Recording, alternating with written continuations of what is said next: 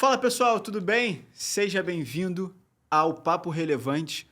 O meu nome é Isaac Araújo e a gente está aqui no primeiro episódio do Papo Relevante para trazer para você curiosidades sobre bastidores de grandes marcas, de grandes projetos, eventos e também de pessoas que viraram marcas. Como assim viraram marcas? Influenciadores, atletas, celebridades, pessoas que a gente admira, que a gente gosta, que a gente vai trazer para cá, para esse podcast, para falar tudo que eles fizeram que deu certo, o que deu errado, o que eles aprenderam, o que virou lição para eles. Então, já fica o convite para você aí, para você se inscrever no nosso canal, seja você vendo aí do YouTube, seja você vendo do Spotify ou de qualquer outro player.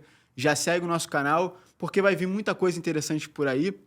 E a gente, primeiramente, antes da gente apresentar o nosso convidado de hoje, a gente quer agradecer ao Multistúdios.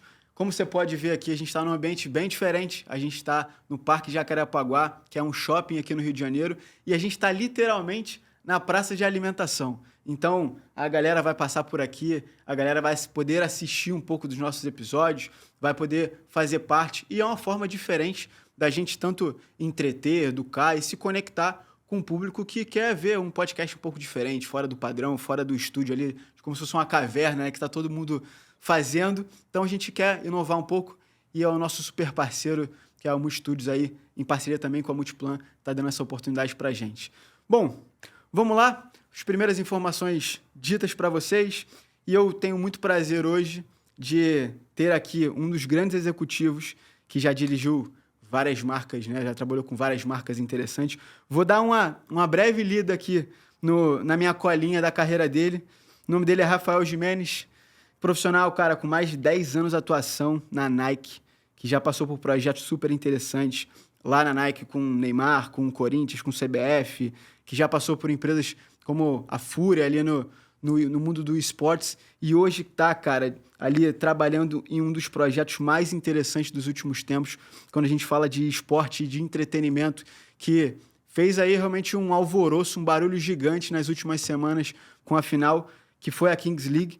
Eu tenho um prazer enorme de trazer hoje aqui Rafael Gimenez. Rafa, muito obrigado aí pela tua presença hoje, hein? Imagina, cara. Obrigado você. Acho que é um prazer. Primeiro convidado. Vou guardar essa data, hein? Vambora. Primeiro, antes de tudo, boa sorte nessa empreitada nova aí. Obrigado, meu irmão. Tem aqui um fã, vou acompanhar sempre que der. Muito obrigado pelo convite. E, cara, é isso. Bora bater um papo. Acho bem interessante esses bastidores. Conhecer as pessoas que às vezes estão por trás das câmeras ali e tem muito para dividir com a galera. É como se fosse o Mr. M, né, cara? A gente tem a magia que acontece, tem o mágico, mas como é que é a lógica da magia, né? Que faz o negócio acontecer. Acho que a ideia aqui do Papo Relevante, cara, a ideia do nome também não é à toa, é pra gente ir realmente cara, o que é interessante, né? O que a gente consegue tirar desse tempo aí que você vai gastar assistindo podcast, escutando podcast, o que você vai levar pra sua vida, que você vai levar pra sua carreira ou pra empresa que você tá dirigindo. Então, a gente quer trazer um pouco desses insights, assim. Rafa, cara, a tua trajetória é interessante, super impressionante, empresas super né, respeitadas. E, cara, queria entender como é que foi, antes né, de você chegar nesse momento de hoje, como é que foi o teu começo, cara? Tua jornada, você imaginava chegar onde você chegou? Já procurava trabalhar com esporte? Como é que era isso, cara? Cara, é engraçado porque foi bem ao acaso, assim, sendo bem sincero. Eu comecei a minha carreira, estava fazendo faculdade e vamos atrás de estágio. Eu comecei minha carreira fazendo estágio na IBM, na época. Você fez faculdade de quê, Rafa? Eu fiz faculdade de administração. Eu fiz a USP. E aí, durante o processo, eu fui atrás de estágio e comecei a fazer um estágio na IBM, na área de operações de .com, nada a ver, meio molecão perdido, assim mesmo, o que tava rolando. Eu fui atleta de futsal até os 18 anos, então, no interior. Então, Caraca, eu gostava muito de esporte. Sempre gostei muito de futebol. Mas, como uma cidade pequena no interior, tinha muito pouco conhecimento do business como um todo, né? E, na época, em 2010, o meu técnico na faculdade era coordenador de marketing na Nike, ele precisava de um estagiário, e aí ele me chamou para trabalhar na Nike. E aí eu entrei... Baita convite. Então. E aí eu entrei na área de esportes marketing da Nike, e eu vou ser bem sincero com você, eu não fazia ideia do que eu estava indo fazer. Mas, pô, Nike, né? Tipo, a minha geração, eu fui muito impactado por Ronaldinho Gaúcho, Ronaldo, todo aquele começo dos anos 2000, ali que a Nike tava Joga bonito, voando, né? exato, o Cade do Escorpião, aquele... Então, fui para lá e aí lá eu fui entendendo que era o departamento responsável por todas as relações entre a Nike e os atletas ou as organizações, ou as federações e confederações e os clubes, né? Então, era um trabalho diário ali, de dia a dia, com a galera que eu assistia, basicamente, né? Eu lembro que, acho que com 2, 3 meses de empresa, na época o Lucas e o Tera, que eram os gerentes, me chamaram para fazer um shooting, eu fui para Santos, era o Neymar e o Ganso. Então, isso Aquela época do Ceará, 2011, 2010, 2011, tipo, os caras estavam no auge, eu, molecão, enfim. E a partir daí comecei a entender como que funcionava esse mundo Nike, né? Basicamente, a Nike foi criada pensando em sports marketing, nessa relação com atleta e performance, né? Então, sempre foi um departamento muito forte dentro da empresa, era quase que quase que uma BU dentro da Nike Sports Marketing. E aí eu fui crescendo ali, foram 10 anos de Nike, logo...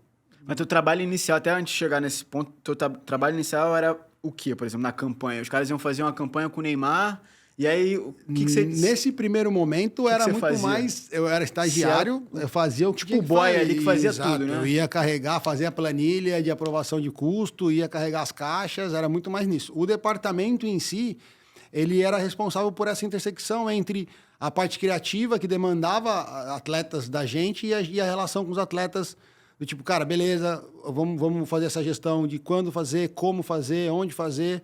Então, meio que a gente dividia essa gestão criativa, esse briefing criativo junto com a área de criativa dentro da Nike, com branding, e fazia essa relação com os atletas para que as coisas acontecessem dentro do que a gente gostaria que fizesse. Isso mais voltado para a área de atletas, que foi como eu atuei até ali 2012, quando eu fui efetivado dentro de um projeto da Nike que a gente chamava de Team Sales, que foi quando a Nike fez uma primeira expansão no futebol aqui no Brasil, pensando em Copa do Mundo de 14, né? Então, foi quando a Nike pegou Curitiba, Inter, Santos, já tinha o Corinthians e pegou o Bahia.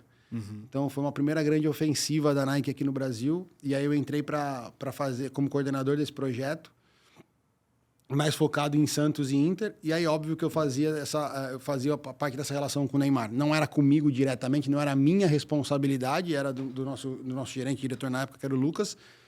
Mas eu fazia essa relação, esse dia a dia com ele, porque o Lucas ficava aqui no Rio, né? A BU da CBF e da CBF Business Unit aqui na Barra.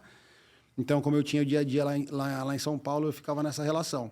E a partir daí, eu comecei a viver um pouco mais dessa ideia criativa, tipo, dessas demandas globais. Pô, vai ter um lançamento numa chuteira da linha do Neymar, a gente precisa sentar com eles, discutir ideias, datas, o que fazer, o que não fazer, o que pode, o que não pode. Então, toda essa gestão era muito mais um trabalho de gestão ali, de demandas internas e de... Fazer as coisas acontecerem, né? Exatamente isso. Com atletas era bem assim.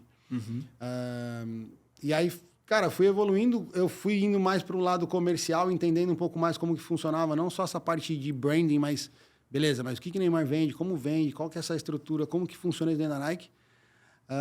E aí tive a possibilidade de assumir a relação com o Corinthians, que daí é algo mais institucional.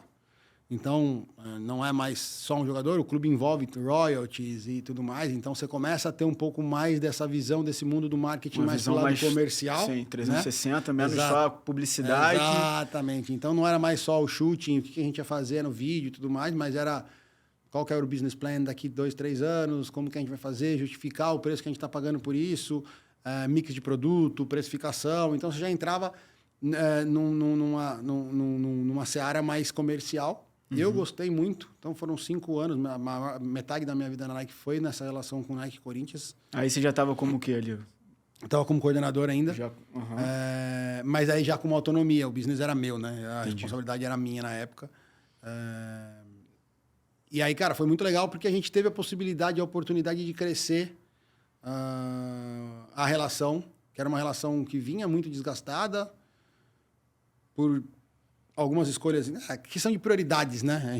É difícil lidar com isso dentro do mundo do futebol, mas a Nike priorizou essa expansão, por exemplo, para outros clubes, o Corinthians era exclusivo, então teve uma relação mais truculenta em algum momento, mas a gente conseguiu organizar e aí começamos a fazer algumas campanhas legais, focadas na história do clube. Então, teve a questão do fiel, da questão da torcida ser fiel, de como que o jejum de títulos trouxe essa fidelização da torcida. A gente traz essa ideia da fé corintiana, a gente trouxe a questão do terrão, que é algo que pega muito no torcedor corintiano. Então, a gente conseguiu construir algumas coisas, exatamente, que foi buscar essa essência, e a gente conseguiu ter uns resultados muito legais, tanto com relação ao engajamento, quanto com relação a vendas mesmo, né? A gente teve uma volta de uma crescente de venda. A gente teve o boom do Corinthians, que foi no 2010, né? 2010, com o centenário, o Ronaldo. Então, enfim, teve um boom enorme em 2010. Depois teve 2012 com o Mundial, óbvio, mas a gente conseguiu manter um número legal, voltar uma crescente com o Corinthians. Inclusive, só nesse período a gente teve 2 renovações. Então, foi um momento muito legal de carreira, porque ali eu comecei a entender o marketing como um todo. Ali eu realmente entendi o que eu estava fazendo, sabe? Exato. Ali eu comecei a falar, bom, sei o que eu estou fazendo, sei o que eu gosto. E o que eu preciso trazer, né? Porque acho que o interessante é muita gente que vai entrando nesse mercado de patrocínios, de coisas mais alternativas, né? Fora do padrão de mídia paga, influenciador, principalmente hoje, tem essa dificuldade de metrificar, tem essa dificuldade de fazer isso virar um negócio. Isso aí. E eu acho que quando a gente olha de fora, essas grandes marcas, principalmente como a Nike da vida, a gente acha que eles fazem muita coisa para aparecer, para só visualização, para construção, porque a marca já é conhecida. Mas é o contrário, né? Muitas marcas estão olhando ali, óbvio, a visibilidade, mas você tem que ter uma estratégia para fechar a conta, né? E eu acho que é legal que essas grandes marcas, elas têm esses ciclos, né? Então é isso, tipo, Copa do Mundo no Brasil e Olimpíada no Brasil. Cara, um caminhão de investimento em branding. Sim. Se você for pensar pelo business, Olimpíada não vai te trazer retorno. Você vai vender o quê? Você tem que saber chamar essa atenção para direcionar para algum lugar. Exatamente. Né? Então, assim... A atenção pela atenção não vale nada. Exato. Mas daí chega um momento onde, na época de Copa do Mundo e de Olimpíada, eu estava com o Corinthians e a empresa inteira estava olhando para qualquer outra coisa menos o Corinthians. Sim. Porque é isso, tinha Copa do Mundo, seleção, depois era Olimpíada e tudo mais. Existia um marketing commitment, né, que era uma grana que a gente tinha que investir no Corinthians anual, que foi que salvou também a questão. A gente tinha ali uma autonomia para decidir as coisas. E aí foi, acho que o momento mais legal, porque a gente construiu algo com muita autenticidade, porque a gente meio que a gente facilitou as aprovações globais, porque o global não estava muito olhando para aquilo, estava olhando para outras coisas, então as coisas foram fluindo mais quase que uma estratégia local. E só que a cobrança era alta, então não era só visibilização, não era só, mas olha, lançou, que legal o vídeo, olha quanto o YouTube, quantas vídeos. Não, aí eles começaram a entender, e aí as questões, isso me fez crescer muito, de entender, tá, beleza, mas como que isso transforma em venda, como isso transforma em resultado. Tem até um número legal, a gente começou a quebrar a cabeça, né? Porque realmente, querendo ou não, é um contrato de patrocínio. Sim. Não é um contrato, não é um investimento onde você espera um ROI positivo no papel, né? Tem aquele tal daquele valor subjetivo, daquele ganho de marca e tudo mais. Estava muito difícil da gente encontrar. A gente tinha acabado de lançar o site da Nike, se não me engano, foi lançado em 2013 aqui no Brasil. A gente começou a fazer esse estudo em 2015, tentando justificar, né? A galera de fora, pô, e aí, como é que tá? Vamos renovar, não vamos? Será que vamos? E a gente foi pesquisar, e aí, hoje, eu falo isso hoje, parece piada, mas na época não era tão simples. E aí a gente trouxe, que a gente descobriu que cada consumidor corintiano que gastava R$1 com o Corinthians dentro do site, gastava outros 5 com outros produtos. Caramba, você já trazia o cara para Então, dentro, diminuiu o custo de aquisição. Exatamente. Você já trazia o cara para dentro, já dentro daquela campanha, e ele quintuplicava o valor com produtos Nike. Então, ele era realmente um consumidor Nike. Sim. Óbvio que isso tem é várias legal, variáveis, né? Pode ser que o cara já comprasse antes e tudo mais, mas isso, de uma forma ou de outra, te dá um embasamento para você discutir. E na época, antes disso, era muito o que você falou, tipo, olhava o vídeo muito louco, que da hora, que legal, vende bem, tá vendendo ali, mas... Pareceu muito. Era muito brand. Agora, quando você vai para o lado comercial, você começa a ter essa preocupação e isso me deu um aprendizado absurdo. Se dá uma base, né? Para onde eu posso ir, onde eu posso arriscar, onde eu posso... Já sei que funciona. E até, de certa forma, uma segurança para fazer as coisas, porque você sabe que é isso, tipo... Beleza, a gente tem dinheiro legal, né? Que é uma empresa que investe muito em brand. Faz parte da proposta de valor da Nike, né? Exatamente, mas se você não está na crista da onda do momento, você vai ter que se virar com o que você tem e você vai ter que trazer resultado. Então, isso foi bem interessante. Óbvio que não sou eu que fazia isso, né? Era a galera de Sports Marketing, era a galera de categoria, que a gente chamava, que fazia toda essa estratégia junto com a gente de tipo de produto, como trazer, desenvolvimento, etc. Mas foram umas brigas que foram bem... Foi um período bem legal, porque foram várias brigas que a gente teve com o Global por conta dessa questão de prioridade, mas que a maioria delas a gente saiu vitorioso, assim. Então, Cara, bem legal. Foi um momento de entendimento de grandes empresas que, para mim, foi muito legal. E, de novo, muito novo, né? Mas é básico, você tem que ter um resultado. Não, tá, é básico quando você já tem uma estrutura e já entendeu o que era. Quando você entra na Nike meio que no oba-oba, né, que a gente entrou, parece que tudo é muito E você tem lindo. os dois lados difíceis, né? Porque você tem uma marca que é muito respeitada no mundo inteiro, então você não pode arriscar o ponto de queimar de alguma forma ou gerar um burburinho errado para a marca. E, ao mesmo tempo, você tem que trazer o resultado para ela buscando fazer coisas novas. Então, você fica meio que... Como é que eu faço isso, né? Então, acho que é uma posição que é muito interessante, mas também pode ser um pouco ingrata. Não, e é muito legal, porque a Nike, assim, você sai de lá, pega em branding, né? Tipo, eles sabem fazer marca, não tem como. Não tem como. Não é à toa, né? Não é à toa. Só que eles têm uma proteção por aquilo que é, assim, absoluta, né? Então... Qualquer movimento um pouquinho fora das quatro linhas, né? Eles já têm uma alerta. Então, assim... Isso que eu ia te perguntar, assim, o que era o nível de autonomia que você podia ter de construir projetos e o quanto o global já te direcionava do tipo, isso aqui, cara, não tem como você mexer muito porque isso aqui é uma construção nossa. Todo o processo que envolvia global, então, por exemplo, desenvolvimento de produto e produção, era tudo global. Eles então, que dão um check. Isso aí, a gente brigou muito para conseguir ser criativo. Isso é engraçado, porque começou o boom das terceiras camisas, né? Barcelona fazendo camisa amarela, rosa. Daí depois começou a vir para o Brasil essa linha da terceira camisa. Teve a camisa do centenário do Corinthians, que foi considerada uma terceira camisa, que foi um puta sucesso e tudo mais. E aí começou esse boom e o Corinthians fazia parte dos times da Nike que tinham relevância. Sim. Para ter a terceira camisa e tudo mais. Tinha público, né? Tinha público. Paixão. E aí, até um certo momento, a gente poderia brifar, e eles faziam alguma coisa brifada e tudo mais, mas teve um período, principalmente nesse período de Olimpíada, que era assim, é isso aqui. Esse é o design, escolhe a cor que você quer.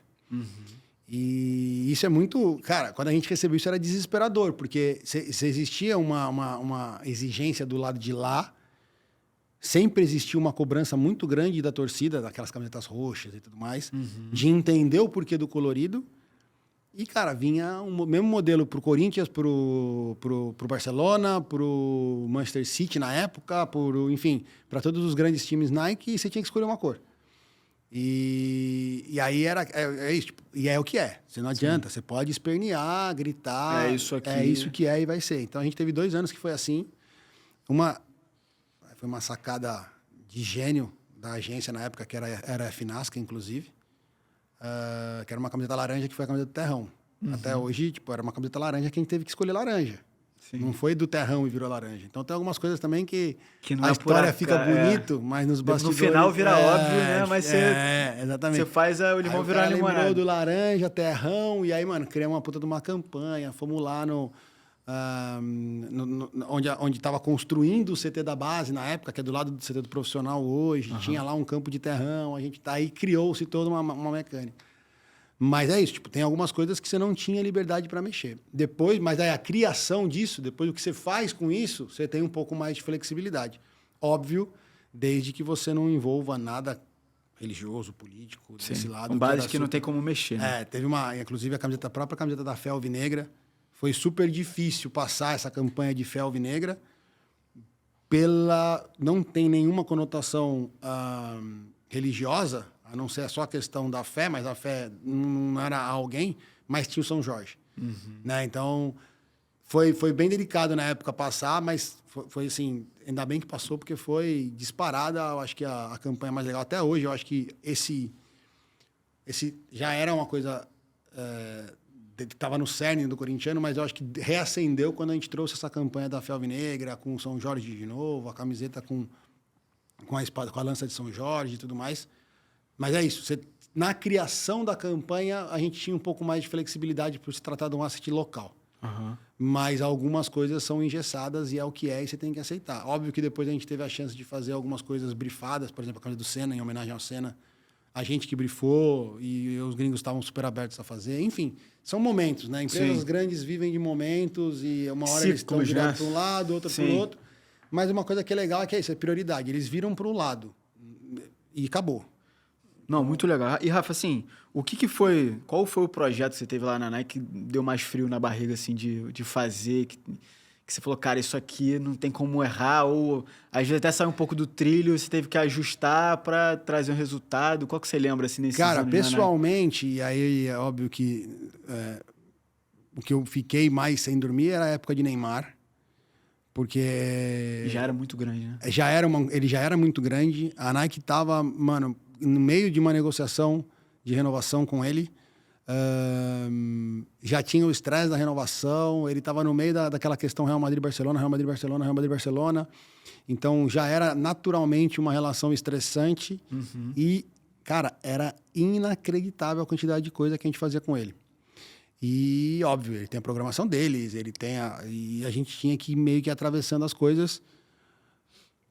Obviamente que a Nike sabe o tamanho que ela é, então muitas coisas eram impostas e isso, pô, não dá para chegar pro cara do tamanho que ele tava ficando. Que ele já era um cara muito grande, o pai né? e a galera, o Duda na época que cuidava dele, falar, então, vai ser assim porque a gente quer. Então, tinha que ter um jogo de cintura para fazer essa relação que era muito tenso, porque envolvia muita coisa. Eu lembro que teve o lançamento da Hypervenom, que inclusive eles estão trazendo de volta agora, Sim, em 2013, que era uma esteira para ele. Né? Teve uma esteira para ele, em 2013.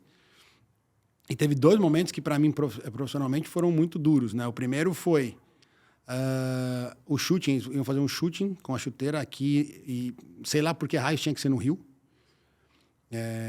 E o pai dele tinha falado que não ia porque, se não me engano, isso era na quinta, era um shooting na quinta. No domingo tinha a final do Paulista. Caraca. E tinha que ser à noite, porque tinha um jogo de luz, de espelho. Foi no Engenhão, quinta-feira, 11 horas da noite e tudo mais. E o pai dele já tinha falado que não, só que estava tudo montado. A Nike veio, mandou e montou. E aí faz o quê? Meu diretor na época, o Luizão, me ligou e falou, Rafa, desce lá. Você fala não pra quem, né? Você fala não pra Nike? Ou você fala não pro pai do Neymar? Desce lá, cara, conversa com eles têm que ir, não tem o que fazer, e pá. E aí vai nessa época eu fazia direto São Paulo, era quase que a Imigrantes e a Anchieta era quase minha segunda casa. E aí desci lá, sentei, tinha uma relação muito boa, graças a Deus tenho também. Óbvio que a gente se afastou por questões profissionais, mas tinha uma relação muito boa com toda a cúpula lá, tanto o pai dele quanto o Duda, que na época fazia agenciamento não, mas fazia a gestão da imagem dele. E vai lá, e explica, e chora, e canta, então não vou agora, vou depois, blá, blá, blá. Conseguimos convencer, pegamos o helicóptero, fomos pro Rio no mesmo dia, chegamos lá no Engenhão, acabou o chute em 3 da manhã, já cheguei aliviado, né? Porque, pô, conseguimos e tal. É um trabalho bem de desenrolar mesmo, assim, tipo, de formiguinha. E de construção de relação, né? Para o pessoal confiar em você. E aí, 3 horas da madrugada para voltar, o piloto falou, não, tá com muito vento e não vai voltar agora, vamos dormir e volta amanhã de manhã. Isso da quinta para sexta? Isso da quinta para sexta. Domingo ele tinha final. Resumindo, a gente saiu do Rio, era 2 horas da tarde, da sexta o treino já tinha sido de manhã. Nossa. Foi na época do Muricy.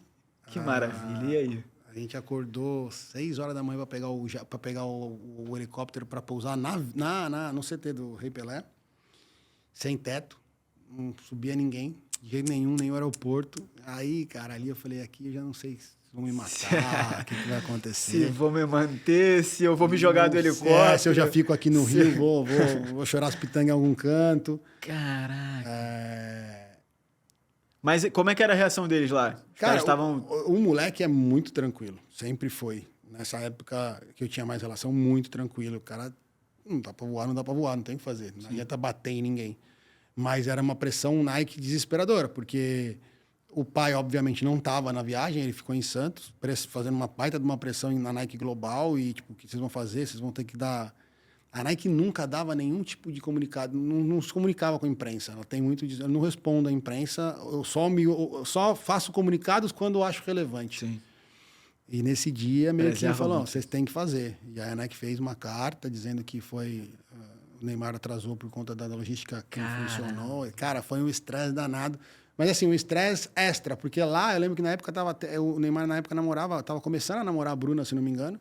Então A Marquezine. ele já era um superstar. Não, com demais. ela. Só que assim, numa tranquilidade, dentro do rolê ali, tirando o estresse de ter que ficar esperando por voo, tava tranquilo, mas o entorno tava um caos. Da história não tava. Os outros personagens. Então foi um momento legal de ter conseguido fazer algo que eu sei que, tipo, a Nike tinha colocado quase 15 milhões aqui só de estrutura para chute em vídeo. E eu muito moleque, as coisas começando, mas depois, cara, foi um negócio meio que o mundo desabando, assim. Você fala, caralho. Hoje em dia a gente pensa também, mas depois mais velho, você fala, caralho, que bobagem, né? Mas na época, cara, foi um mix de sentimentos muito malucos, assim. Talvez foi, acho que, a época mais Tensa. que eu senti, assim, emoções dentro do trampo, assim, de caralho, consegui, porra, fiquei feliz pra caralho. Uhum. E depois, puta que pariu, fudeu, como Um que eu dia vou acabar voltar lá pra Santos com o cara e entrar e, mano, dar de cara com o pai, com o Duda, e o cara fala, e aí, o que nós faz? Sim. Mas foi super contornável, o Santos ganhou, graças a Deus, e foi super tranquilo. Aí já ameniza mais. Né? Já ameniza mais. Fica todo mundo mais feliz. E aí eu acho que, assim, como grande entrega, que foi também um baita de um desafio, foi a camiseta branca da Seleção Brasileira. Porque quando eu saio do Corinthians em 2018, eu assumo a CBF, aí já como gerência da Business Unit, né? Como manager da Business Unit aqui no Rio. Não vim morar no Rio, mas vinha toda semana para cá. E a gente tinha o desafio de lançar uma camiseta branca em homenagem aos 50 anos da camiseta. O jogo ia ser aqui, a Copa América aqui do Brasil e tudo mais. E uma série de dificuldades. De todos os tipos, desde a parte de estatuto até da parte de própria relação interna, a relação com a CBF Nike sempre foi algo difícil. Sim. Como acho que imagino qualquer relação com a CBF, muitas pessoas passando, muita gente, muita burocracia. Muito manda-chuva, muita burocracia. E a gente... Isso é legal porque, assim, hoje a gente está vendo tudo que está acontecendo no futebol, na CBF, que está cada vez mais exposto. Mas não começou agora, né? Não. A gente está falando de que ano? 2019. Então, faz relativamente pouco tempo, 2019. Mas isso já... Não, mas isso já vem... Assim, na verdade, assim, pensando como marketing, como relação, a CBF melhorou muito. Sim. Mas é mais porque ela teve que se adaptar ao mercado. Mas né? porque, tipo, é isso, ela precisava se adaptar principalmente a patrocínios, né? Que banca, mas, né? A CBF é patrocínios, então ela precisava começar a atender melhor os patrocinadores, precisava ter alguma atenção, e eles criaram isso, mas foi... A ideia da camisa branca, ela veio da Nike? Veio da Nike, a Nike já vinha tentando fazer a terceira camisa do Corinthians, da CBF fazia muito tempo. Uma camisa diferente. Até conseguia, mas nunca para jogo. Então fez uma. Sempre terceira camisa. Com o Jordan, aliás, que deu essa polêmica toda do Jordan agora, fez uma com o Jordan lá atrás, acho que 2014, 2015, foi uma preta com o logo vermelho e o Jordan, mas nunca ia para campo, sempre acabava sendo algo mais. Já teve uma camisa, é isso? Já. Da seleção brasileira? Já. Não Preta, sabia maravilhosa. É o mesmo? Pack CBF Jordan. Então, eu não vocês tenho achando aí camisa vermelha foi de agora? Já não, teve uma? Não, ela era preta. Ela era preta com o logo da CBF preto e vermelho, a manga vermelha.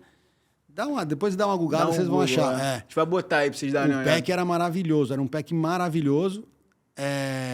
Não é informação, mas é achismo, pelo que eu vivi ali dentro. Essa relação com o Jordan, antes da Jordan entrar no PSG, que foi o que virou, sim, houve uma aproximação para tentar entrar via CBF. Uhum. E aí encontrou todas as barreiras que você já imagina. Possíveis. E aí não conseguiu trazer a marca como uma marca mais lifestyle aqui para o Brasil. Sim. A Nike sempre quis trazer uma questão mais lifestyle para os produtos CBF. Até para se comunicar no mundo inteiro, né? Porque... No mundo inteiro e com a geração mais nova. É sempre uma dificuldade de você gerar consumo para as gerações mais novas. É porque eu acho que também o brasileiro, a gente não tem muita noção do impacto da camisa da seleção brasileira olhando só para o Brasil, né? Quando a gente viaja para o exterior, a gente vê muito isso, né? A gente vê, da mesma forma que a gente vê os jovens aqui com a camisa do Real Madrid, do PSG, principalmente na época que o Neymar estava lá, ou o Messi, a gente vendo camisa agora do Inter do Miami, né? Então, do Messi, pô, camisa rosa, ninguém usava aquela camisa, agora todo mundo usa. A camisa do Cristiano Ronaldo, com a camisa amarela lá da Arábia. Acho que a camisa da seleção brasileira na gringa, lá fora, todo mundo tem aquele prazer de botar a camisa amarela, né? Tem. A gente tinha feito algumas pesquisas já de CBF e, tipo, acho que era Era para mais de 70% dos entrevistados em volta do mundo tinham a CBF, tinham a seleção brasileira como segunda seleção, né? O grande ponto é que, comercialmente, a camiseta da seleção brasileira começou a ficar muito batida, muito igual. Era sempre a mesma, era uma amarela. É muito difícil forte, mexer no amarelo, entendeu? Então, era isso, tipo, meio... Aí eu vou cornetar aqui, mas é meio camiseta de São Paulo. Sim. A camiseta de São Paulo, fazer o quê? Se você usar a da TAN de 94, é a mesma camiseta hoje. Mudou um pouquinho mais, então... E aí tem os tradicionais que vão falar, mas tem que ser assim mesmo, tem que ser... Isso. Só que tudo bem, mas acho que do lado do... É o que a gente falou, né? Do lado do negócio... É isso aí. Como empresa, porque óbvio que a gente tem o lado da paixão do torcedor, e isso ninguém tá discutindo, mas acho que a ideia é, como empresa, como é que você faz para gerar mais receita, para se comunicar mais com novos públicos que estão crescendo, estão, né, se diferenciando? Eu acho que essa é a visão da Nike, e também meu palpite aqui é, eles acabaram de renovar o contrato, né, da CBF, com a CBF, a Nike com a CBF, para mais alguns bons anos. Mais 10 anos, eu acho. Mais 10 anos. E aí, talvez isso também foi uma outra cartada que eles, como você mesmo falou, eles estão tentando fazer isso há muito tempo. Isso aí. Né? Então... eu acho que a relevância da CBF, da seleção brasileira globalmente, ela é indiscutível. Sim. Por mais, mas não ganha, mas é indiscutível. Mas comercialmente tem muitos pontos a melhorar, assim, e bate muito nessa questão da tradição e tudo mais, mas vem algumas soluções. E aí tinha a questão, no estatuto a seleção só pode jogar com as cores da bandeira. Uhum. E aí vem a ideia da camiseta branca, aí eles resgatam o Brasil campeão da Copa América no Brasil, se não me engano, há 50 anos antes, trazem a ideia da camiseta branca, aí a gente consegue costurar ali e faz a estreia da camiseta branca, a estreia da Copa América do Brasil no Morumbi com a camiseta branca. A galera ficou usando que parecia o Santo André. Mas foi uma quebra de paradigma muito legal, assim. E trouxe, óbvio que trouxe retorno, todo mundo gostou, era um puta de um kit bonito. Né? A gente fez um lançamento... O branco é bem mais neutro, né? A gente fez um lançamento com o Vini Júnior aqui, no museu da CBF, que foi muito legal. O Vini era 2019, o Vini não era esse Vini que ele é hoje. Era uma promessa do Flamengo. E aí isso é muito legal também, porque na Nike teve bastante casos, assim, de acertar um moleque mais novo. Foi com o Neymar, foi com o Pato até certo ponto, foi com o Ronaldo, foi com o Gaúcho, foi com o Vini agora também. Então, a gente, na época, foi um momento muito legal de business, assim, de conquista, de você trazer algo novo para dentro de um mercado tão tradicional. Cara, muito legal. O Rafa, assim, depois de tantos anos lá na Nike, cara, você... né, teve vários cases legais, como a gente está comentando aqui. E aí, cara, você liderou esse movimento também, que, pelo menos do que eu vi, eu queria entender mais desse lado. Não sei se você estava diretamente envolvido na negociação da Nike com a Fúria, né? Que, né, com um time que depois virou um ecossistema dentro desse mundo de esportes. Como é que foi isso, cara? Foi o primeiro patrocínio da Nike num time de esportes? Você estava envolvido nisso? Como é que foi? Cara, isso foi engraçado porque, assim, internamente... Né, o mundo dos esportes estavam começando a furar bolhas, né? E internamente aqui no Brasil, localmente, a gente discutia como se conectar com isso. Eu lembro que na época, um pouco antes de rolar essa relação da Nike Fúria, o Corinthians tinha feito uma parceria com a Red Kennedys, que tem o time de LOL na época e tudo mais, e a gente ia fazer uma parceria, uma extensão da parceria do Corinthians, só que incluindo o Red Kennedys. E daí, na hora de colocar no mercado, a Red Kennedys foi vendida para Calunga. E aí, como os donos da Calunga são sócios do Corinthians, o Corinthians não podia mais fazer negócio com esses caras. Aí saiu o Corinthians, ficou só... E aí virou Red Kennedys Calunga. E a gente ficou, como que a gente consegue ativar e tal? Na época, a gente começou alguma relação com o Gaulês. Mas aí, na galera de influencer marketing, não a gente. Mas a gente estava sempre de olho. Muito para... Porque era algo que pra gente, de alguma forma... A gente ia dar jogo, Ia dar jogo. Globalmente, uma discussão que não estava muito em pauta, porque é aquilo, né? Prioridades. Isso é uma coisa que eu respeito demais na Nike, que eu vi, era prioridades, cara. Nossa prioridade é isso. Mas e games? Cara, a gente vai chegar lá quando chegar lá. Por enquanto, não é a prioridade. E aí, até cara... não pode entrar de qualquer forma, né? Na época, o Neymar ainda era Nike. Ele ligou pro Lucas, que era meu diretor na época. A gente não fazia mais a relação com ele, direto da Nike, mas a gente tinha muita relação dos anos de convivência. Falou, cara, vou mandar o Akari aí. Ele tá quase fechando o contrato com outra marca esportiva. Eu quero que ele seja Nike. Cara, recebe ele aí. Aí o Akari foi pro escritório, Tava eu e o Lucas, ele apresentou o projeto ali. Pra gente foi muito legal, sendo bem sincero, na época, fazia ideia do que estava acontecendo. Eu lembro até hoje que na apresentação, e é tão dinâmico, eu lembro na apresentação do Akari, quando ele mostrou, tinha até Brawl Stars e Clash Royale, umas coisas que depois eu olhei e nunca aconteceu dentro da Fúria, mas tipo, era um negócio tão acontecendo ali. E aí, pela essa relação com o Neymar, a gente conseguiu fazer um acordo bem básico e ter pra a Fúria. testar, né? Mas foi um rebuliço, porque... Como é que o Global entendeu isso? Então, esse foi o ponto. A gente alinhou com quem tinha que alinhar, do nosso lado. Mas faltou uma ponta no marketing, num brand. E aí, cara, a Fúria ainda anuncia um vídeo e solta, aí Neymar reposta, e aí já era. Foi pro mundo todo. Cara, o que eu apanhei, o que a gente apanhou no dia seguinte, porque não tinha realmente uma estratégia, mas era um negócio pequeno pra gente, assim. A gente também não soube entender o quanto que isso geraria de mídia, né? Mas era um negócio super pequeno, local, entrega A ideia pouca. era ser uma parceria local. Era ser um negócio com a Fúria. localzinho, quietinho aqui, pra ver como que ia funcionar, só que isso, como mídia, virou um canhão. Sim, e aí, eles usaram disso pra fazer... Primeira organização de esporte do mundo a fechar com a Nike. Caramba! E aí sai em todo lugar, Neymar todo posta. Lugar, Neymar posta, aí sai em veículo gringo. E aí não tem como voltar atrás. Aí já era. Aí liga todo mundo, porque essa ponta ficou solta. E aí agora que vai fazer, não sei o quê. Aí a gente se esquivando, ligando. Não, mas foi aquele, foi isso, avisamos, não avisamos. Aí beleza, vamos embora. É o que é. Tinha, óbvio, a força do Neymar na parada. Sim. Então também Não ninguém é à ia toa. chegar batendo Fala, de tira. graça, porque tinha alguém para retrucar do lado de cá. E porque, sendo bem sincero, os primeiros números foram impressionantes, assim. Foram muito legais, assim. Cara, Óbvio isso que tá deu pronto hype. pra oportunidade, né? Então... Mas eu acho que é isso que a gente está vivendo hoje, que a Nike está com uma dificuldade, não só a Nike, mas as grandes empresas de material esportivo, eu vou falar mais do meu lado para Sim.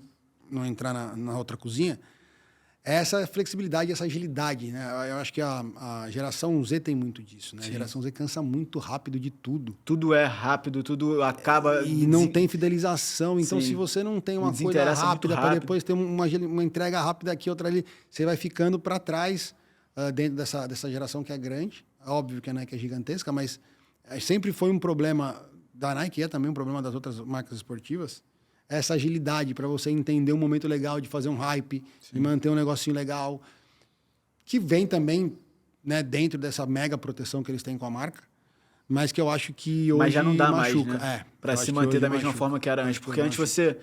você pegava um grande jogador, você patrocinava ele, você associava a marca com ele, a atenção ela era muito mais concentrada, né? Então você viu o jogo do cara, você via ele com a chuteira, você viu o comercial, você queria ser igual a ele, você queria consumir o produto.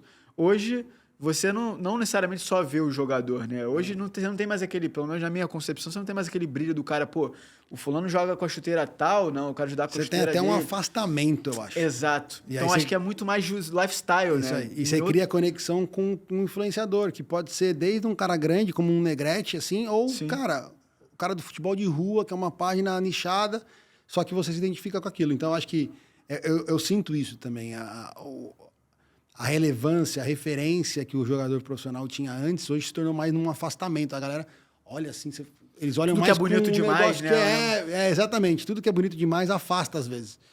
Então, eu acho que mas foi bem interessante. Aí eu entrei no mundo para valer, assim, do esporte, gostei. Mas você não consumia nada antes. Nada. Nunca jogou? Nada. Jogava os joguinhos que a gente jogava, assim, mas nada de viver o mundo competitivo, então menos ainda. Na época, a Fúria tinha o quê? CS? Na época eles tinham CS, eles tinham acabado de entrar no LoL. E eu acho que só, mano. Era basicamente CS, eles tinham acabado de entrar no LoL e depois logo em seguida entrou o CS feminino. Aí eles foram pro, se não me engano, o Rainbow Six. E aí começou um pouco mais de expansão, mas era basicamente CS. E aí eu comecei a acompanhar, fiquei, mano, fascinado pelo mundo dos esportes ali, do competitivo. Era realmente competitivo, era legal pra caramba, gostei muito. E aí dentro dessa minha movimentação de tentar... Então você ficou responsável na Nike pela Fúria também. não era minha responsabilidade, zero, Mas você pegou- mas eu peguei, eu herdei, gostei e fiquei.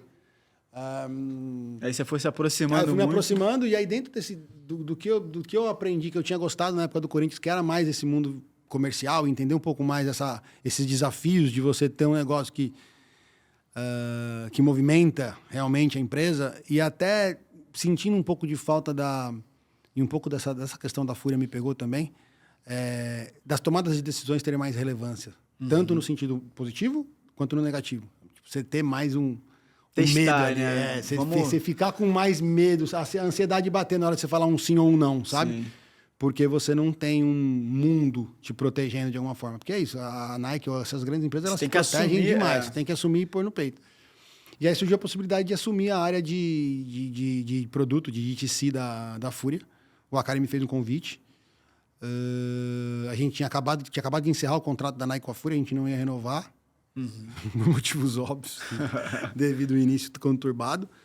E o Akari acredita muito, né, nessa questão da comunidade, e ele quis trazer um pouco dessa visão de como que a gente consegue inserir DTC dentro da organização. E aí eu vou para a Fúria no intuito de desenvolver tudo conta própria. Então a gente desenvolvia produtos, o e-commerce a gente desenvolveu coleções de produto e tudo mais, e trabalhava um pouco de collab, não tanto licenciamento, eu acho que nem tinha ainda.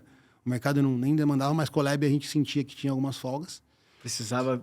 a marca que virou um negócio legal, né? Fúria. Era uma marca cool, mas que era uma marca que não entregava números de venda de produto, né? Então, tipo, óbvio que entregava audiência pra caramba, mas ainda não tinha maturidade para entregar o que os grandes licenciamentos fazem. E também tinha só eu fazendo parte do departamento também. Tava muito O time começando. eram quantas pessoas ali quando Era você entrou eu. na Fúria? Ah, não, na Fúria? É. Cara, quando eu chego na Fúria, eu acho que de staff devia ter umas 40 pessoas, e aí Já contando tinha um mais com time. atletas, mais de 100. Sempre foi muito robusto o quadro da Fúria por conta dos atletas, né? Aí teve o boom pandemia, né? Daí foi impressionante como os números cresceram. E aí eu desenvolvi esse projeto dentro da Fúria, né? De ter essas relações, essa parte mais de lifestyle, fanware e tudo mais. Então, teu objetivo era esse, né? Fazer a marca se conectar mais com o ecossistema e gerar mais receita. Foi sempre o desafio, que é todo o desafio de qualquer clube. É como que eu perco um pouco da dependência do dinheiro de patrocínio. E eu ando com minhas próprias pernas, né? Fazer com que a marca E seja aí interessante o vamos suficiente ver se para DTC traz uma receita pra gente, um corpo para que a gente consiga tocar isso e perca um pouco dessa dependência. E foi legal pra caramba, resultados muito bons. Foram quantos anos lá na Fúria? Foram 4 anos quase. A gente, saiu entregando um faturamento... A gente cresceu 2 vezes de faturamento todo ano. Mas é isso, né? Produto é custo pra caceta, né? Principalmente um custo de capital absurdo. Então, podia estar contratando outro cara, eu tô gastando dinheiro com roupa, traz um retorno, a margem pequena pra caramba. E é aquele negócio de prioridade, assim, sendo bem sincero. Tipo... Não dá pra fazer tudo. Não dá pra fazer tudo. Não dá pra fazer tudo com dinheiro só, né? Então... Não dá. Eu também comecei a sentir que as coisas tinham que mudar um pouco. E aí, no meio desse caminho, enquanto eu tava sentindo que dava pra mudar, surgiu a possibilidade de ir pra Kings. Mas antes até de falar da Kings, qual que você acha que foi o diferencial da Fúria pra ela conseguir virar esse ecossistema? Porque tem muita gente que acompanha a Kings League e a Fúria tá lá, né? Mas a Fúria, ela conseguiu entrar em vários locais diferentes dentro desse mundo de esportes, essa geração nova, né? Geração Z e tal, enfim. Como é que ela conseguiu se conectar e por que ela conseguiu virar esse ecossistema assim? Porque tem poucas marcas que conseguiram fazer isso, né? Eu acho que a Poucos Fúria, times. aqui no Brasil, muito poucos.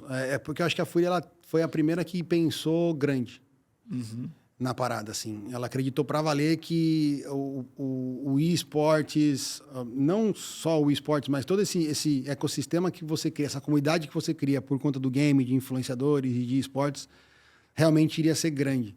Então a Fúria fez movimentos grandes, então começou a ter um monte de line, começou a se internacionalizar, foi para os Estados Unidos, abriu loja em Miami, contratou time.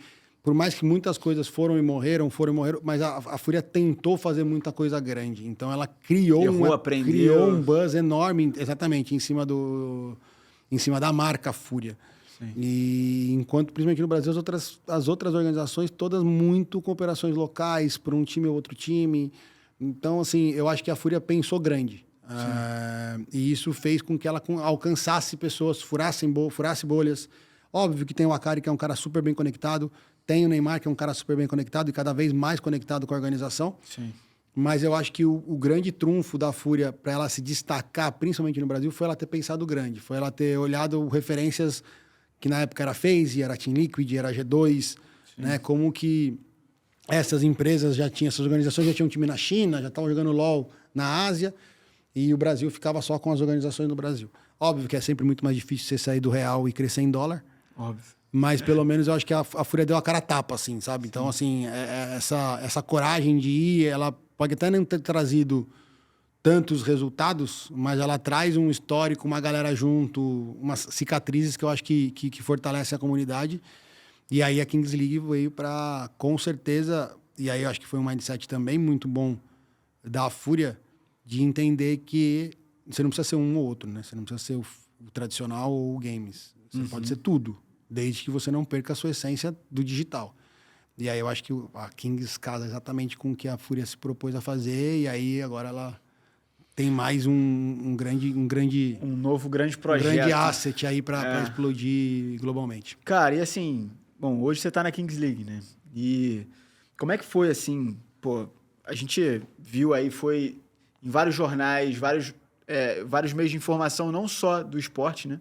Meios tradicionais, tipo G1, jornal, no geral, pessoas que não são do mundo, né, da geração Z e tal, se comunicam com esportes, nem com esses novos modelos, falando sobre Kings League, porque realmente foi um negócio absurdo.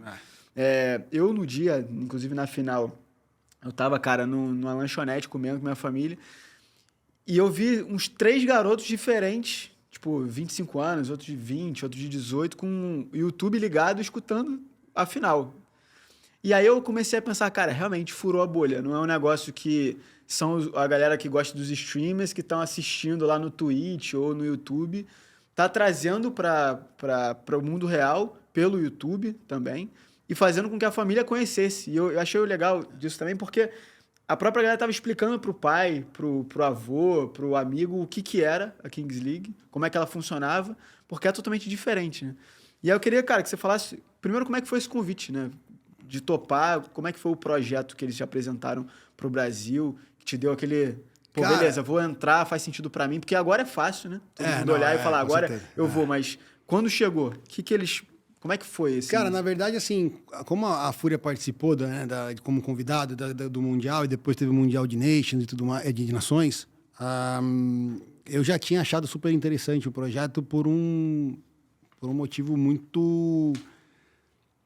Para mim era muito simples, assim. Eu vivia dentro da Fúria o que eu tava vivendo no final da minha época de Nike, que era tipo, cara, por que é assim? Por que as pessoas insistem em achar que game é um negócio, o esportes é outro negócio? Por que as pessoas querem, sabe, tipo... Separar em caixinha. Por que não existe, né, uma forma de você integrar essas coisas? Por que o mundo digital não abraça o mainstream do futebol? Porque como que, né? Um dá visibilidade global, o outro te traz comunidade, engajamento. Por que não existe esse mix? E quando se fala de Kings League na época, começou, não, mas esse aí não vai para frente, é TikTok e tal. Sim. E aí eu já achei super interessante o projeto. Eu estava num momento de fúria também, pessoalmente, de entender melhor qual que era a minha função ali. Também é isso, né? É startup, não dá para você ficar muito tempo fazendo a mesma coisa, porque o mundo gira muito rápido. Você tem que testar, E aí, cara, surgiu a possibilidade, a oportunidade. A Kings começou a realmente vir para o Brasil. Era uma promessa, mas eles começaram a realmente vir para o Brasil ali em novembro, dezembro do ano passado. E até pela relação que o próprio Akari tinha com a galera. O Akari tem uma relação muito forte por conta do Neymar e por conta... já de ter participado da Kings, do Mundial de Clubes. Consultaram ele para algumas coisas, ele sentou comigo e falou, Rafa, tem essa oportunidade, o que você acha? Eu falei, cara, vamos ouvir, vamos sentar, vamos ouvir. E aí tive umas 3, 4 reuniões com o Semol, com o Mark. E assim, é uma startup, né? Então, tipo, Rafa, eu preciso de um cara que faça tudo. Levante esse negócio, seja possível, né? É DTC, mas também é branding, mas também, então, tipo, ticketing, licenciamento. Mas eles já tinham um case lá fora, né? Eles já tinham um case legal na Espanha. A Espanha eles usam como case, tem um pouco do México também, porque o México já teve um ano completo. E aí... Começou na Espanha em que ano? Começou em 2023, mano. 1º de janeiro de 2023 foi o primeiro ano, foi o primeiro split na Espanha, que foi um sucesso, o Ibai... Começou com o Piquet, com o Ibai, né? Então, eu queria que você explicasse porque assim, muita gente vai escutar o episódio com essa curiosidade. Sim, O sim. que é a Kings League, como é que ela funciona e tal. Então, assim, explica um pouco dessa fundação, Tá. do que é a Kings League, pra galera que nunca assistiu um jogo, não sabe o que é. O que é a Show. Kings League? Quem criou a Kings Cara, League? basicamente a Kings League é uma ideia concebida pelo Piquet, Tá. por ele entender que, por exemplo, os filhos deles não consumia mais conteúdo de futebol, nem não assistia mais os jogos, porque isso já acontece há muito tempo. Sim. Mas não consumia mais futebol, né? Saía, assistia jogo de futebol assistindo os streamers jogar LOL. Ou assistindo os streamers jogar Free Fire ou Fortnite. Free Fire não, é Fortnite. Então, veio do incômodo dele, do porquê que futebol não era mais consumido enquanto conteúdo. Sim. E ele se juntou com o Ibai, que é o maior, não sei se ainda é, mas deve ser o maior streamer de Liga Espanhola, da Twitch, com esse desafio de fazer, cara, a gente precisa gerar conteúdo para essa galera mais nova assistir usando futebol. Futebol é legal pra caramba, futebol é o esporte mais jogado no mundo, mais assistido no mundo, não é possível que futebol não presta. Sim. E aí eles criaram uma base, eu costumo fazer essa analogia, e ela é toda minha, de que eles pegaram o futebol como matéria-prima e transformam cada pedaço dele num produto de conteúdo. Num produto de conteúdo. Então, eles foram montando toda uma dinâmica de um jogo que você praticamente passa o jogo inteiro tendo conteúdo. Então, começa 1 contra 1. Então, você já tem um conteúdo, porque o X1 é legal, vai ter gol, vai ter alguma coisa, vai ter um drible, vai ter uma finta. Você já tem o 2 contra 2, mesma coisa. O goleiro sai do gol, fica 3 contra 1.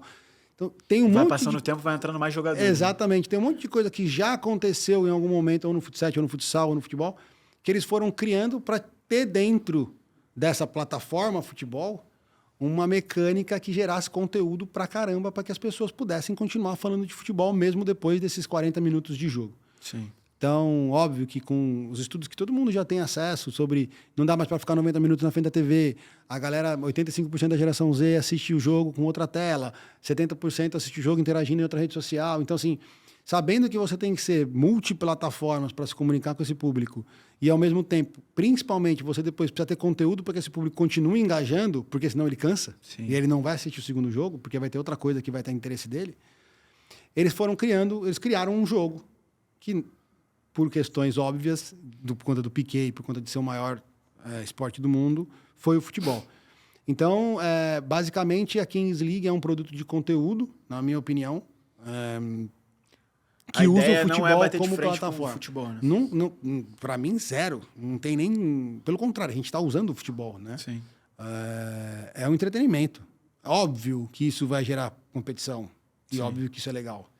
Óbvio que a Kings League própria estimula essa competição de trash talk entre os presidentes. E aí, acho que uma outra sacada interessante é que, para que isso tivesse o alcance digital que eles precisavam, eles convidaram streamers para serem donos dos times. Né? No formato de liga. No né? formato de liga. Então, os streamers, eles transmitem. Então, a audiência já vinha dos streamers. A liga faz toda a gestão, a Kings League fazendo toda a gestão da liga, transformou isso num canhão de audiência para a geração que eles queriam. E aí eu acho que isso é um dos grandes... Diferenciais. É o diferencial do sucesso. É você usar quem já se comunica com a geração, que eu acho que é importante, colocar ele como parceiro, colocar ele como grande propulsor do seu produto. E, cara, acho que principalmente é conteúdo, é gerar conteúdo. A galera fica assistindo conteúdo a semana inteira do TikTok, do drible do cara, do gol do presidente, do pênalti. Óbvio que tem audiência, os piques e tudo mais, mas eu acho que manter isso sempre vivo durante todo o split é muito legal. Cara, eu acho que o mais interessante aí do que você tá falando que veio na minha cabeça é, em vez de você tentar se comunicar com aquele público, é muito mais fácil você trazer quem já se comunica com aquele público e fazer ele fazer parte do bolo, né? Porque isso é o que... São dois pontos principais nessa nova geração, que é conexão autêntica, cara, e essa conexão emocional que você tem, né? Criar essa experiência. Então, você mantém essa experiência com um jogo que tem várias coisas, começa com um jogador contra o outro, aí você vai aumentando, e você vai sempre tendo aquele ápice, né, de experiência.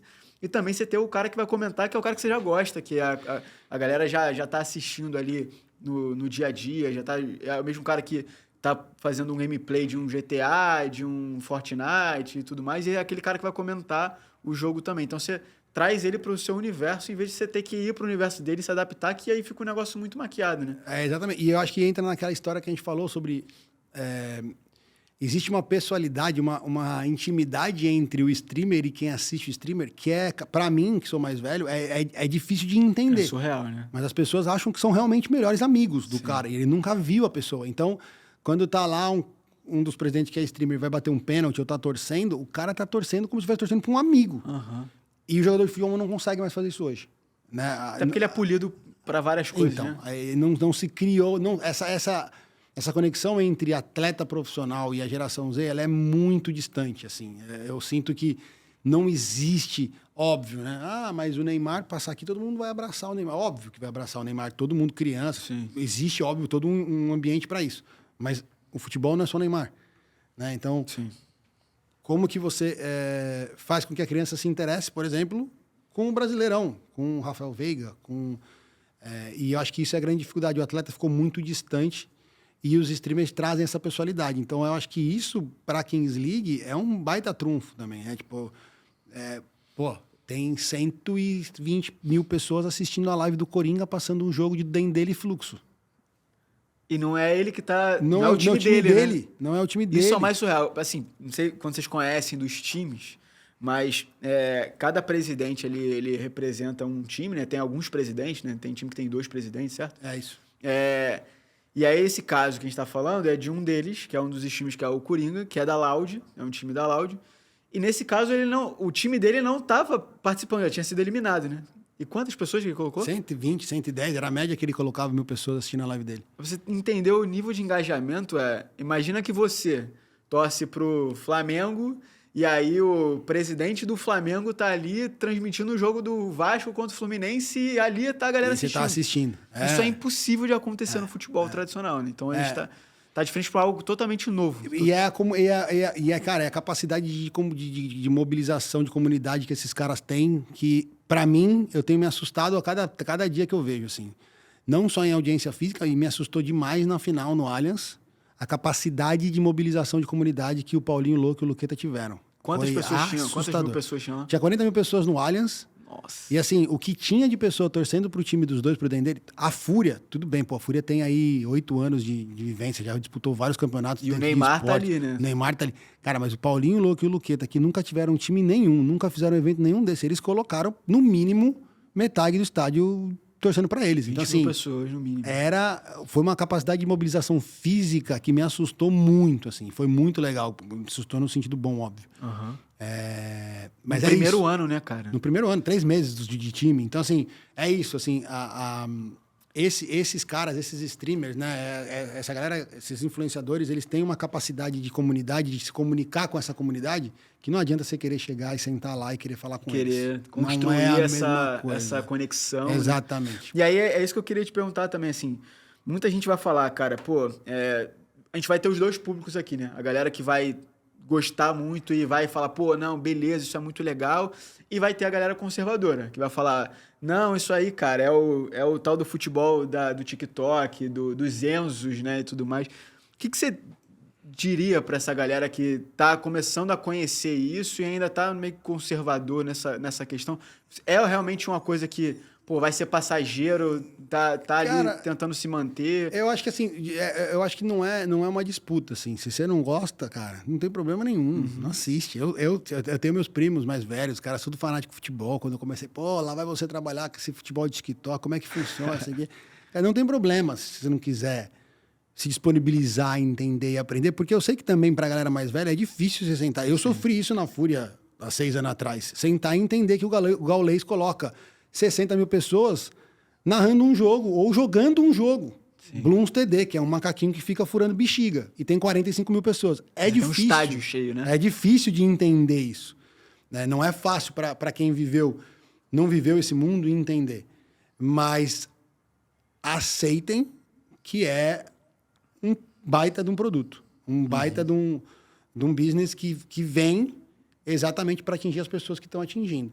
E aí o engraçado, só o negócio dessa questão da Kings League é que fala-se muito do TikTok, de Enzo, blá, blá, blá. E aí na final tinha Edmilson, Edilson, Ricardinho, Kaká, um monte de pentacampeão, jogador velho. Então, assim, tem o seu encanto, não é fácil de entender no primeiro momento.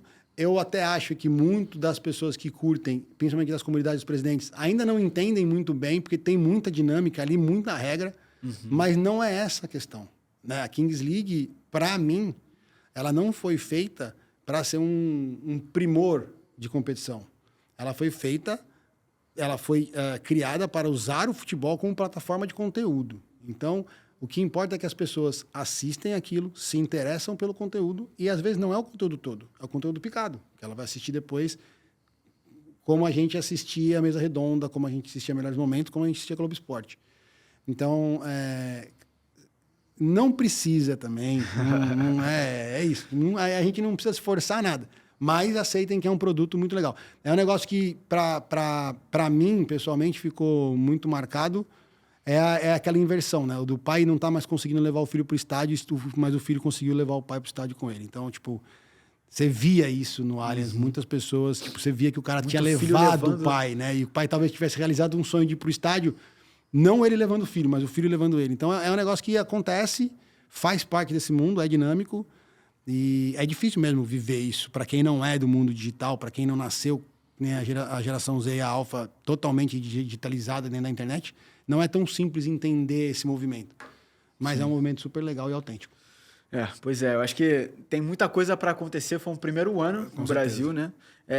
E até nesse primeiro ano que vocês tiveram, assim, qual que era a expectativa? Você entrou antes da primeiro campeonato, primeiro split, né, no Brasil. Quando vocês começaram a desenhar isso, a percepção também do pessoal, era uma expectativa de alcançar esses números que vocês alcançaram no Brasil? Ou vocês foram meio que tendo essa coisa acontecendo, esses impactos acontecendo? Cara, para ser bem sincero, eu entrei 20 dias antes de começar o campeonato. Então você já entrou na... Eu já entrei sem saber o que a galera estava esperando, muito mais para executar. O que a gente sabe é que surpreendeu todo mundo,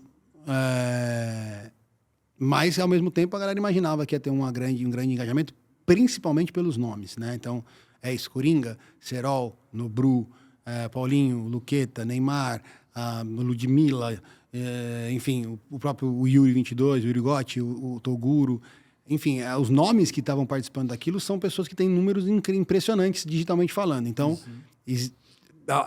totalmente cru chegando na organização, olhava para aquilo e falava, caramba, porque eu vivia esse mundo, né? Então eu conhecia as pessoas. Também é um negócio, a galera não conhece. Muitas das pessoas não conhecem todos. Eu conhecia todos porque eu já tinha vivido isso durante a Fúria. Então eu sabia que ele tinha um potencial muito grande de audiência. O que ia ser exatamente, tudo mais, tinha zero ideia. Mas foi um resultado... Cara, o Allianz, para mim, foi isso. Foi a comprovação mostra disso. Mostra como as coisas andaram num ritmo muito legal. Cara, e as marcas, assim? O que as marcas... A gente tem grandes marcas que estão patrocinando hoje lá, né? Então, como é que foi a primeira percepção deles? Vocês entraram em contato com eles entraram em contato com vocês? Cara, como é que tem sido os desafios que eles estão tendo, objeções? Eu acho que é o desafio de todo novo projeto. É um potencial enorme, mas é um projeto novo. Então, a audiência, a mídia que a gente gera é alta, então a gente também precisa saber valorizar o nosso produto, mas ao mesmo tempo é um projeto novo que a gente não tem case, a gente não tem track record, a gente não tem track record. Então, assim, a empresa tem que entrar acreditando no projeto e ajudar a construir o projeto junto. A fazer parte logo no começo. É mais ou menos isso. E aí, óbvio que tem as dificuldades, principalmente nas empresas maiores, que se precisa de aprovações maiores, tempo mais longo de aprovação de budget para fechar contratos. Mas, assim, estamos muito bem. Principalmente depois desse primeiro split, estamos muito bem no mercado. A marca é super relevante. Né? Com muitas possibilidades. Mas é isso. Ainda somos uma marca muito nova, uma startup que tem números muito legais, tem um potencial de audiência absurdo, mas muito pouco track record, muito potencial. E às vezes a gente também entende, as empresas ficam legal, mas onde entro, como entro. Então, hoje eu acho que agora é muito mais um processo das empresas conhecerem o que é a Kings League e a partir daí entenderem como que elas podem usar isso para potencializar os próprios a própria empresa, a própria parceria. Então, eu acho que a gente está nesse momento de conhecimento. O mercado já sabe quem que a gente é, mas agora o mercado viu o que a gente é. Eu acho que o interessante também é porque diferente dos esportes tradicionais, você não fica só com um LED ali fora e um negócio frio, né? A marca faz parte também do evento como um todo, do jogo como um todo, né? E aí eu acho que a gente entra no negócio que você falou lá atrás, que daí não é nem a Kings, para mim é todo mundo no mercado, né? Cara, cada vez mais tem que falar sobre performance. Então não dá mais para você ficar vendendo branding para sempre. Sim. Óbvio que no primeiro Só a logo você não tem track record, é um momento que você tem que vender visibilidade, mas para todo mundo uma hora vai ter que eu acho que é o que o futebol tá demorando muito para perceber, uma hora você tem que vender performance, você tem que começar a criar produtos de mídia que geram conversão, você tem que ter o full funnel ali, você tem que ter um cara que você vai entregar topo de funil, você vai entregar conversão, se é com licenciamento, se é com collab, se é com... Tem que sair dinheiro dali, né? Tem que sair dinheiro dali. Se é com alguma estratégia inteligente, olhar o que está fazendo a Netflix, olhar o que está fazendo o Mercado Livre, como que esses caras estão cruzando dados, como que esses caras estão cruzando mailing, como você consegue aumentar seu lead, qualificar seu lead, começar a disponibilizar seu lead como produto de mídia, de conversão para os patrocinadores, enfim. Eu acho que esse vai ser o grande desafio daqui para frente, e principalmente no Brasil. Porque, cara, a gente sabe que na primeira crise, o primeiro budget cortado é branding. Sim. O cara não tá trazendo resultado, amigo, esquece, né? Abraço. Então, se você não tem uma plataforma onde você também vende performance, você vai ficar cada vez mais dependente. E aí você entra naquele ciclo de ficar dependente de patrocínio. E aí você começa a buscar outras opções que eu acho muito mais complexas, como o próprio venda de produto, do que você ter um pack ali de produtos, de ads que você consegue criar e depois oferecer para o mercado como um todo. Cara, e assim, uma pergunta que eu recebia muito, na época que eu trabalhei na holding do Ronaldo, todo mundo me perguntava, e aí, o Ronaldo fica lá no dia a dia? Você tem reunião com ele? Tem estratégia com ele? Como é que é? Cara, provavelmente a galera te pergunta isso com o Piquet, né? Qual que é a proximidade do Piquet, assim? Ele tá presente no dia a dia? Ele é essa cabeça por trás de algumas coisas, algumas ações? Eu sou capaz de dizer que, mano, 100% da vida do Piquet é a Kings League. É mesmo? Não por relação ele virou contato, a chave 100% para mas assim, óbvio que ele tem milhões de coisas, mas ele é a cabeça, ele é a cara, tá nas reuniões mais importantes, faz parte do comitê, ele é um cara totalmente ativo. Porque é isso, né? É um produto novo e ele que criou a concepção, não o produto em si, mas a concepção da parada dele. E ele é um cara que tem abertura em qualquer lugar. Então, ele é um cara, literalmente, um cara que trabalha muito a Kings League. Dentro, óbvio, dos compromissos todos que ele tem. Mas, assim, é nítido pra gente, mesmo não tendo um contato com ele, que ele é um cara que se entrega bastante ao negócio. Entendi. Cara, e assim, olhando para o internacional também, o Brasil, ele tem muitas diferenças olhando para a Kings League dos outros países? Ele tem suas diferenciações próprias? A paixão do brasileiro pelo futebol, cara. Isso aí... É único, né? Impactou geral. Tinha bateria no estúdio em Guarulhos para 500 pessoas, tinha bateria, 2 baterias. Tinha mosaico, não é um tinha negócio bandeirão. normal, né? Não é. Isso... É isso que eu falo. Não existe uma rivalização, né? A paixão do brasileiro pelo futebol, ela existe em qualquer nível. Né? Então, cara, se você olha a final no Allianz, a festa que as duas torcidas fizeram, parecia jogo de futebol real. Sim. 11 contra 11, torcida Campeonato Brasileiro, torcida organizada e tudo mais.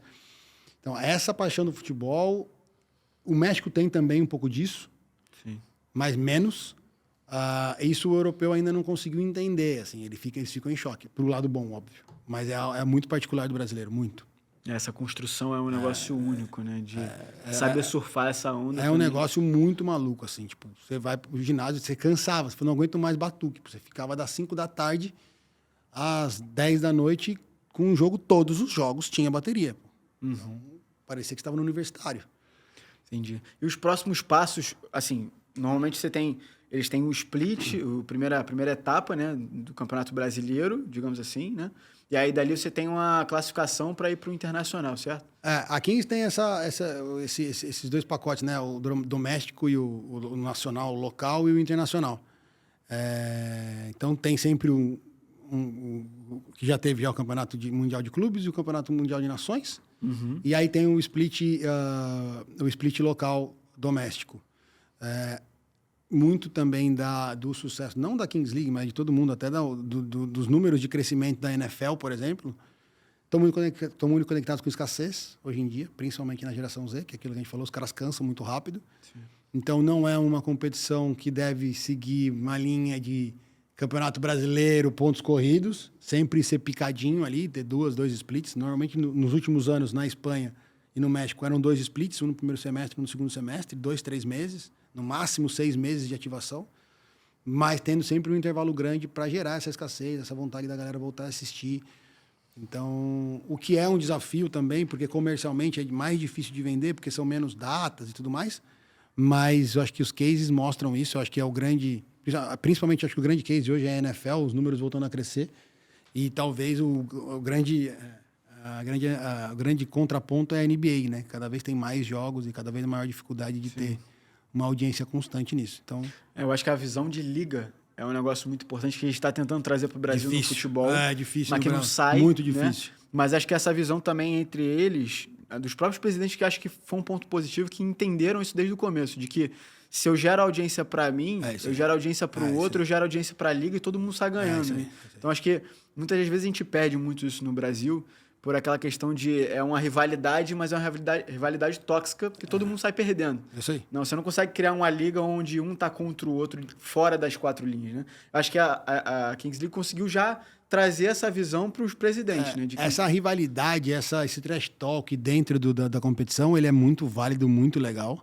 Mas precisa existir uma consciência de business por trás, que eu acho que hoje no futebol isso se confunde muito fácil. Então, é isso.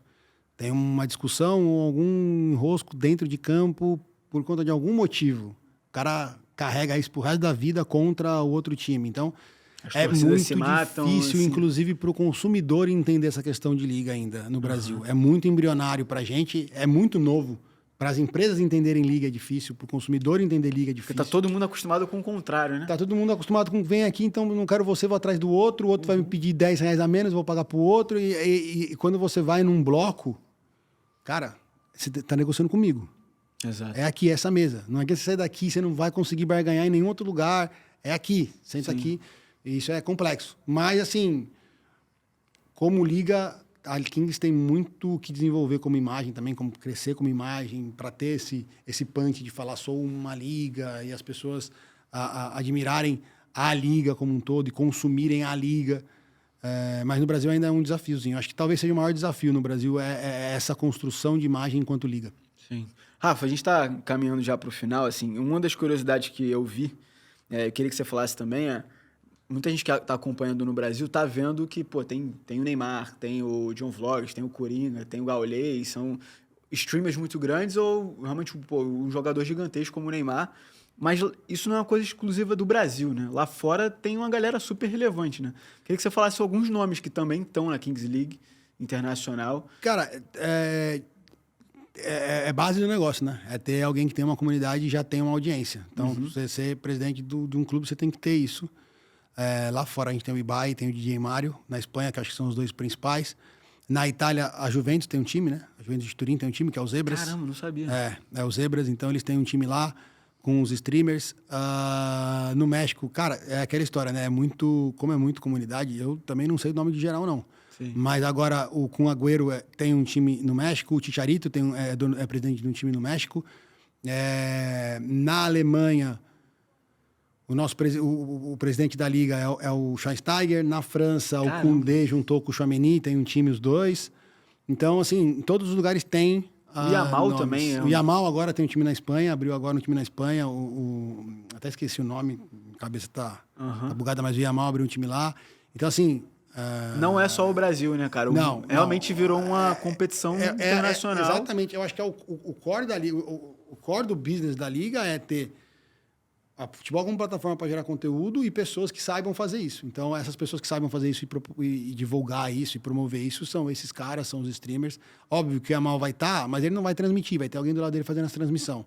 Assim como o Neymar não transmite no canal dele, a Fúria transmite no canal deles. Então, mas atrai muito essa galera mais nova.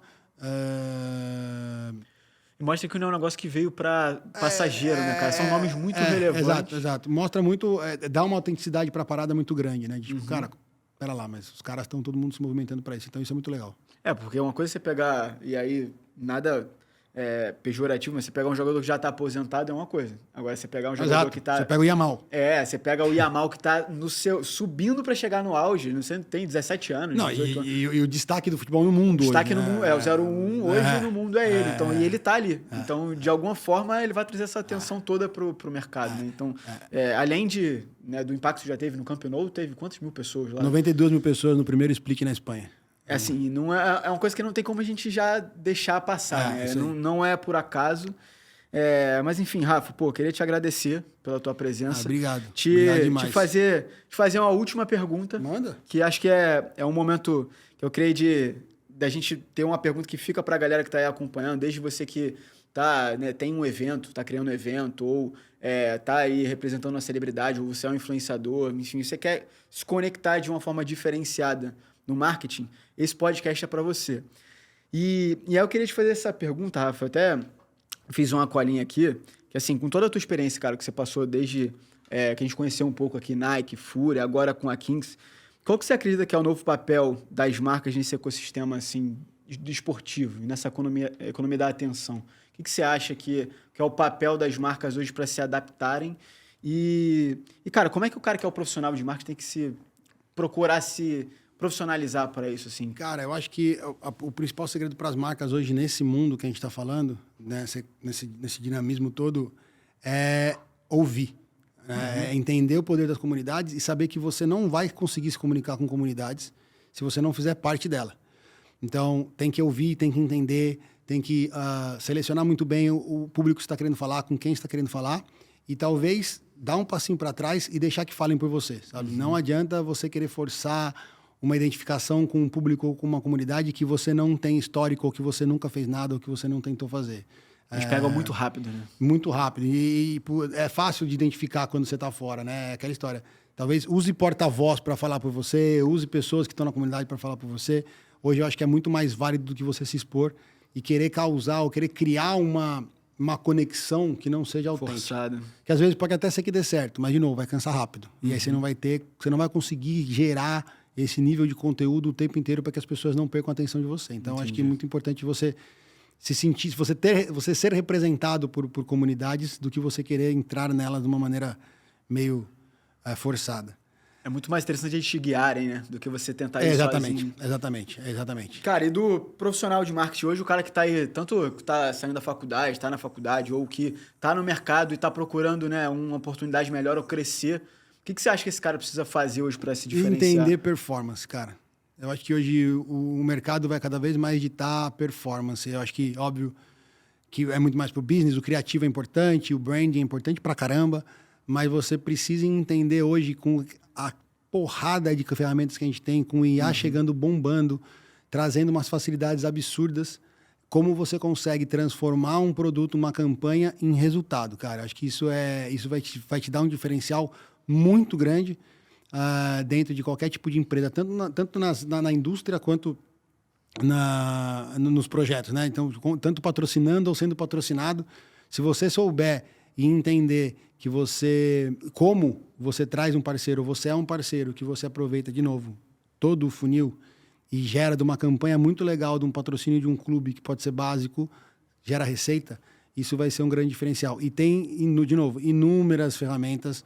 Os retailers estão usando isso muito bem, Mercado Livre, Amazon, a galera do Retail Media está deitando em cima disso, fazendo interações com Netflix. Esses dias eu vi, a Netflix vende o Pause Ads. Você dá pause, isso vira uma ferramenta, um produto de mídia, e ela vende o pause. Então, você deu um pause em casa, aparece uma mídia, você está vendendo mídia. Então, assim, trazer performance para dentro do seu produto é extremamente importante e vai ser cada vez mais relevante. Não tem mais como separar, né? Não dá mais para separar brand, publicidade com comercial. Tem que trazer resultado.